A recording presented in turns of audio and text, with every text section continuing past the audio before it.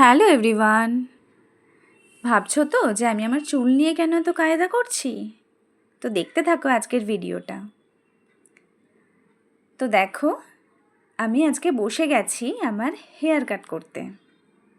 তো সেই জন্য দেখো চুলটাকে আমি ভালো করে আঁচড়ে নিয়েছি আর একটা কাঁচি নিয়ে বসে পড়েছি। প্রথমেই আমি চুলটাকে পার্টিশন করে নিয়েছি। তো আমি আজকে প্ল্যান করেছি আমার ফ্রন্টটাই কাটার। তো সেই হিসাবে আমি সামনের দিকটা ফার্স্টে ভালোভাবে আঁচড়ে নেব। তারপর আমি যতটুকু লেন্থ রাখবো সেটাকে মাপ করে নিয়ে আমি বাকিটা দেখো কাঁচি দিয়ে কেটে নিলাম।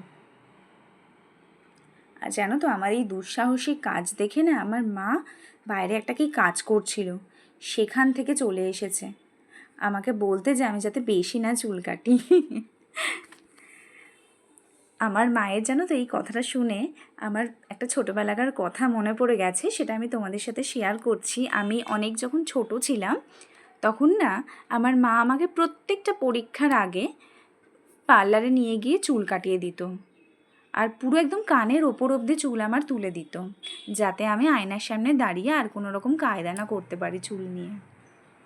আর আমি যখন বাড়ি এসে কান্না করতাম তখন আমার মা বাবা আমাকে সান্ত্বনা দিত কি যে না, মাথাটা হালকা হলো চুল কেটে, এবার পড়াশোনাগুলো মাথার মধ্যে তাড়াতাড়ি করে ঢুকে যাবে আর তাতে রেজাল্ট ভালো হবে। তো মানে আমি চুল কাটছিলাম, মায়ের কথাটাও শুনলাম, তো আমার এটাই মনে হচ্ছিল আমার ছোটোবেলাকার কথাগুলো।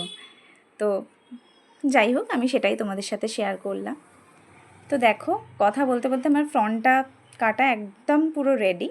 এবার দেখো আমি ব্যাক সাইডটা অল্প করে একটুখানি ট্রিম করব, নিচের দিকটা একটুখানি অল্প করে একদম ট্রিম করে নেব। তো তোমরা কারা কারা এরকমভাবে বাড়িতেই চুল কাটো আমাকে অবশ্যই কমেন্টে জানিও। তো দেখো আমার চুল কাটা একদম রেডি। তো ভিডিওটা আজকের কেমন লাগলো অবশ্যই কমেন্ট করে জানাবে, আর লাইক করো, আর অবশ্যই কিন্তু সাবস্ক্রাইব করতে ভুলো না বন্ধু। তো দেখা হচ্ছে অন্য কোনো ভিডিওর সাথে, কারণ তোমাদের সাথে কিন্তু আমার এখনও অনেক গল্প বাকি আছে। তো ততক্ষণ অবধি তোমরা সকলে খুব ভালো থেকো। টাটা সকলকে।